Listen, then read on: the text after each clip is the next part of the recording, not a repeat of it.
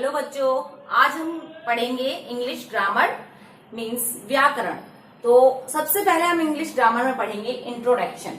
Introduction का means होता है उसका परिचय, कि हमारा जो व्याकरण है वो क्या है। तो हम सबसे पहले व्याकरण में पढ़ते हैं भाषा। तो इंग्लिश में उसे कहते हैं लैंग्वेज। भाषा क्या है? भाषा हमारे भावों को प्रकट करने का, हमारे विचारों को प्रकट करने का एक माध्यम है। इनको हम दो तरीके से करते हैं, या तो हम किसी लिपि के द्वारा, जैसे रोमन लिपि है, देवनागरी लिपि है, या फिर हम करते हैं संकेतों द्वारा। इंग्लिश में जैसे हम हिंदी में पढ़ते हैं तो उसमें क्या होता है, एक लिखित माध्यम, मौखिक माध्यम, एक सांकेतिक माध्यम। तो इंग्लिश में है कि लैंग्वेज क्या है? A medium to express feeling of the mind.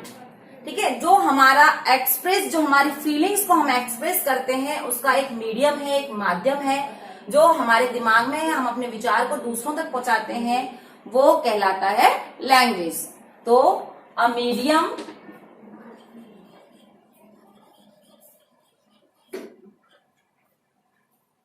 To express, हर बच्चा लिखेगा तो इससे आपको याद भी रहेगा और आप लिखने में आपको ये होमवर्क भी रहेगा। फीलिंग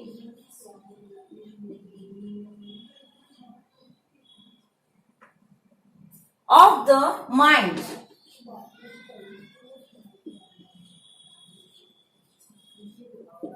ठीक है, भाषा ये।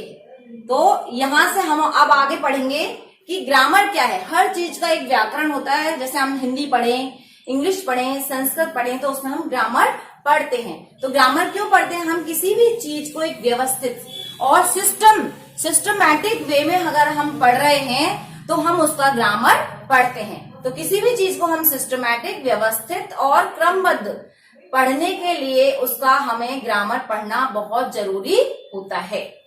तो अब हम पढ़ रहे हैं ग्रामर। ग्रामर क्या है? तो जैसे मैंने आपको बताया कि ग्रामर हर जिस विषय में, जैसे हिंदी में, संस्कृत में या हम इंग्लिश में पढ़ें तो उसका हम एक सिस्टमैटिक और उसका व्यवस्थित क्रम पढ़ते हैं। तो ग्रामर का क्या हुआ? Grammar disciplines the language properly. ठीक है, तो उसको हम एक डिसिप्लिन में लिखने के लिए, एक सिस्टमैटिक करने के लिए उसे हम भाषा में लिखते हैं। तो a way by which one learn to speak and write language properly. ठीक है, तो यानी हम अपने जो हम बोल रहे हैं, लिख रहे हैं, उसे एक प्रॉपर वे देने के लिए हम ग्रामर पढ़ते हैं। जैसे अभी हमने ये सेंटेंस लिखा है तो हमने किस लिए इसको सिस्टमैटिक लिखा है, ग्रामेटिकली लिखा है, तो हम उसके व्याकरण से ही इसे लिख पा रहे हैं। तो अब हम सबसे पहले उसमें जब व्याकरण शुरू करते हैं तो सबसे पहले हम बच्चों को क्या सिखाते हैं? Alphabet. Alphabet, a set of letters in an order that we use when we are writing a language. जब हम लैंग्वेज को लिखते हैं तो हम उसमें लेटर्स के रूप में अल्फाबेट शुरू करते हैं, जिसे कहते हैं वर्णमाला।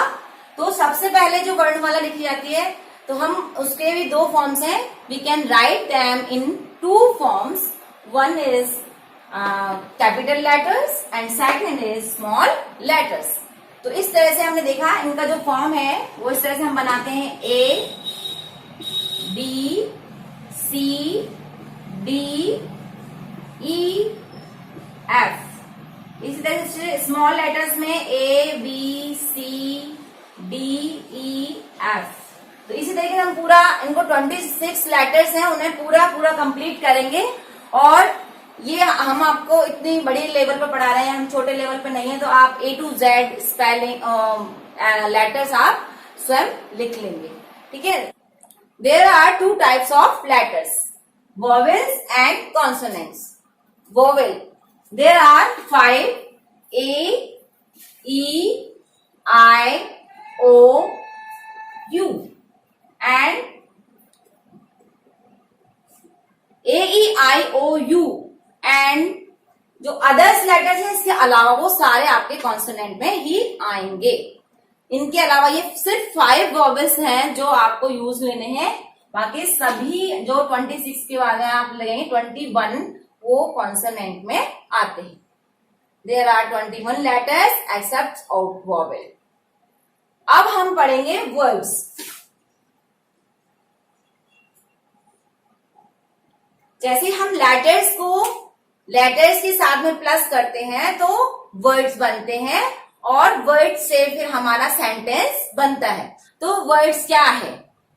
अ ग्रुप ऑफ साउंड और letters that expresses a particular meaning is called word. Examples: pen, pencil, car, bus, etc. ठीक है, इस तरह से जो हम वर्ड्स बनाते हैं, यानी वन जो लेटर है plus one letter P, E, N, तो लेटर्स को जब ज्वाइन करते हैं तो हम क्या बनाते हैं? वर्ड्स। तो अब हम पढ़ेंगे sentence. Sentence, a group of words containing the subject and a verb that expresses a statement called sentence.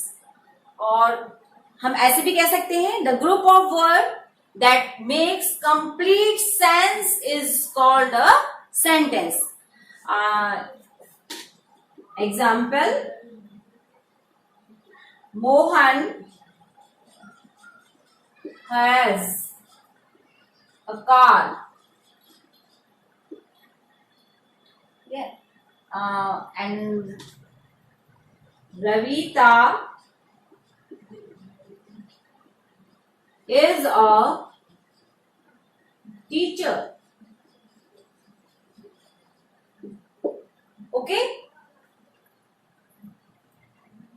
तो यहां तक आपको समझ आया? इतना हमने पढ़ा कि हम वर्ड्स के बाद सेंटेंस, और उसके बाद जब हम सेंटेंसेस को पढ़ते हैं उसके बाद हम एक फ्रेज होता है जो एक जिसे कहते हैं शब्द समूह। तो उसमें क्या होता है? वर्ब नहीं होता, विदाउट वर्ब वो एक सेंटेंस है, लेकिन उसमें कोई वर्ब नहीं होता। वैसे तो किसी भी वर्ब के बिना कोई सेंटेंस पूरा नहीं होता, लेकिन कुछ ऐसे फ्रेज हैं जिसमें वर्ब नहीं होता। Phrase, a phrase is a group of words which makes a sense but not a complete sense. मैंने जैसे आपको बताया कि उसमें वर्ब नहीं होगी, लेकिन एक उसमें कंप्लीट सेंटेंस ना होकर एक वर्ब जो है उसका वर्ड का ग्रुप तो होगा, लेकिन उसका सेंस उस तरह से कंप्लीट सेंस नहीं होगा। जैसे हम कहते हैं सिस्टर एंड ब्रदर। ठीक है, तो इसमें क्या है? सिस्टर, भाई और बहन। तो कंप्लीट सेंस तो आपको ऐसा लगता है कि हाँ भाई और बहन, तो एक सेंटेंस मेकिंग तो है, लेकिन उसमें वर्ब नहीं है। इसी तरीके से हम कहेंगे मून एंड स्टार्स, है ना, रफ एंड टफ। इस तरह से हम कुछ फ्रेजेस यूज करते हैं जिसको हम बिना वर्ब के भी सेंटेंस बना देते हैं। अब हम अगले वीडियो में बनाएंगे पार्ट ऑफ स्पीच। तो ग्रामेटिकली जो सिस्टम है उसके जो 8 टाइप्स हैं वर्ड्स के, वो हम उस सिस्टम्स को 1 by 1 पढ़ेंगे। Then we will start the next session. Okay, good bye.